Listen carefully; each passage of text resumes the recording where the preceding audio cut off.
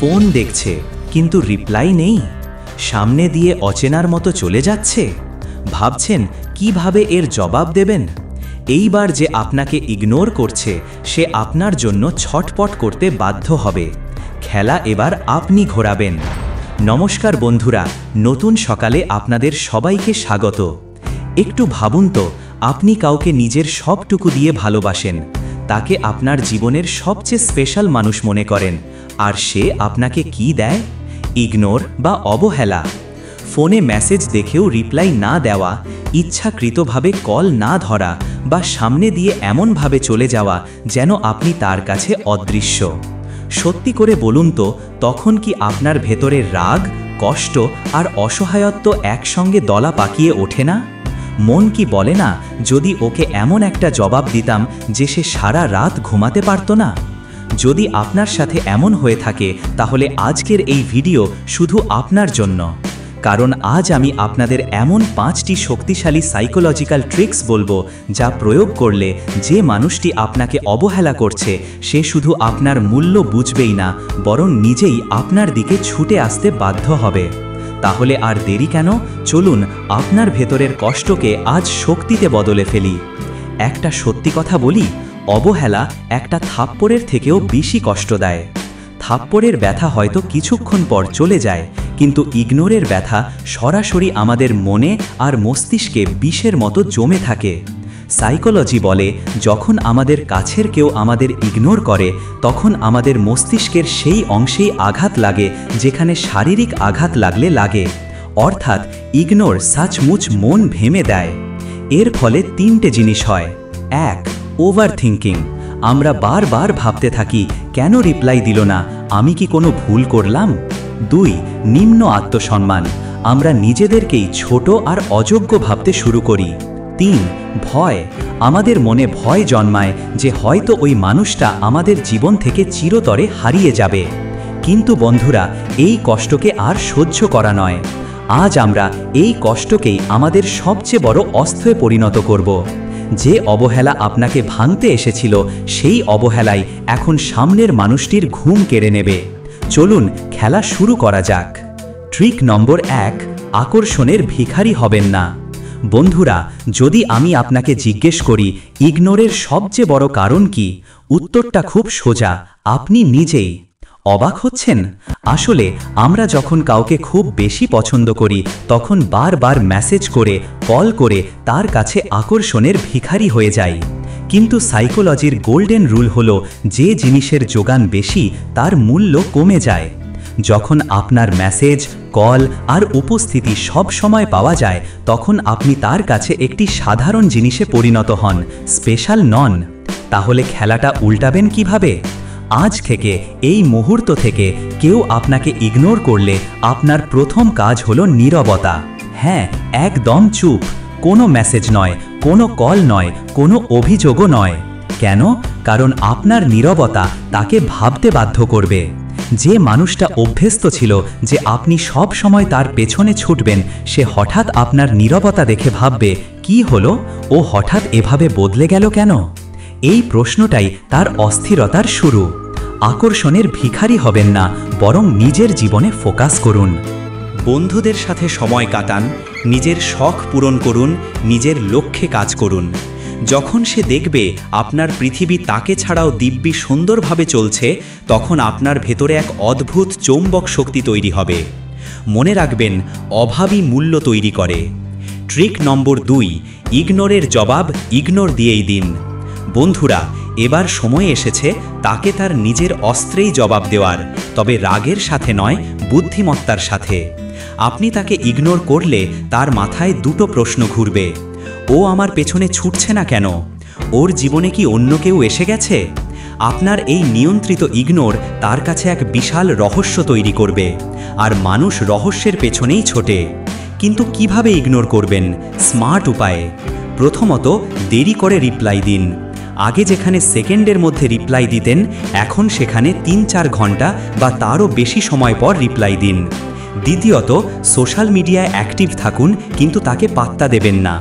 বন্ধুদের সাথে ছবি পোস্ট করুন, স্টোরি দিন, কিন্তু তার মেসেজ সিন করে রেখে দিন। তৃতীয়ত, সামনে দেখা হলে স্বাভাবিক থাকুন, অতিরিক্ত উত্তেজিত হবেন না।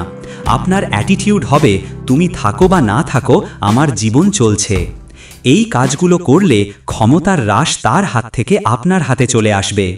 যে মানুষটা আপনাকে ইগনোর করে নিজেকে শক্তিশালী ভাবছিল, এখন সেই আপনার একটা রিপ্লাইয়ের জন্য অপেক্ষা করবে। ট্রিক নম্বর 3, নিজের ভ্যালু এতটাই বাড়িয়ে দিন। বন্ধুরা, আসল খেলা তো তখনই শুরু হয় যখন আপনি নিজের মূল্য এতটাই বাড়িয়ে দেন যে সামনের মানুষটা আপনাকে ইগনোর করা তো দূরের কথা, আপনাকে হারানোর ভয়ে কাঁপতে শুরু করে। মানুষ সব সময় সেই জিনিসের পেছনেই ছোটে যা তার কাছে মূল্যবান মনে হয়। তাই নিজেকে আপগ্রেড করুন, কাজে ও কেরিয়ারে মনোযোগ দিন। যখন আপনি সফল হবেন তখন মানুষ এমনিতেই আপনাকে সম্মান করবে। নিজের লুক আর ব্যক্তিত্ব গড়ে তুলুন, ভালো পোশাক পরুন, ফিটনেসে নজর দিন। আপনার উপস্থিতিই যেন কথা বলে। নতুন কিছু শিখুন। যখন সে দেখবে আপনি ক্রমাগত নিজেকে উন্নত করছেন, তখন তার মনে হবে সে একটা মূল্যবান জিনিস হারাতে চলেছে। সোশ্যাল প্রুফ তৈরি করুন। বন্ধুদের সাথে হাসি খুশি মুহূর্ত সোশ্যাল মিডিয়ায় শেয়ার করুন। আপনার ব্যস্ত আর আনন্দময় জীবন দেখে সে বুঝবে আপনার জীবনে তার প্রয়োজন ফুরিয়েছে। আপনার মনোভাব হবে, আমি একাই খুশি, কিন্তু কেউ যদি আমার জীবনে আসে তবে তাকে আমার জীবনে ভ্যালু যোগ করতে হবে।